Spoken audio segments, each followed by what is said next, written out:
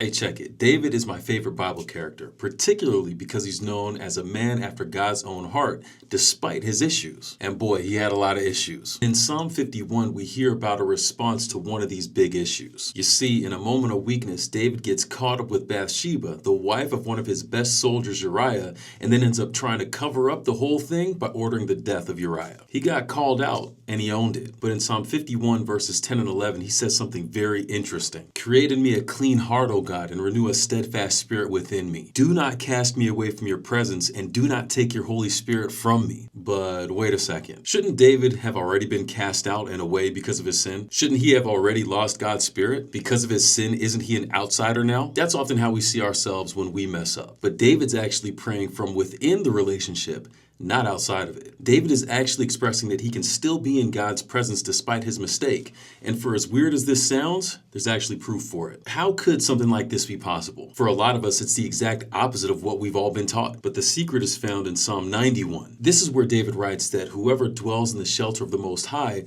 will rest in the shadow of the Almighty, and that he can say of the Lord that he is my refuge and my fortress, my God in whom I will trust. You see, David didn't just visit God occasionally.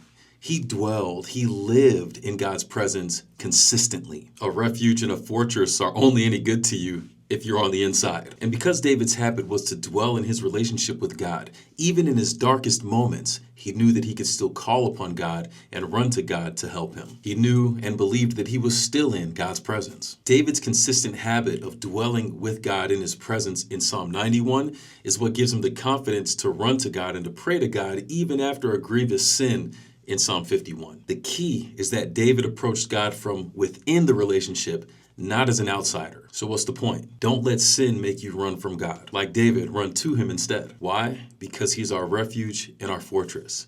Not sometimes, but always. May we all have the confidence to take refuge in our relationship with God.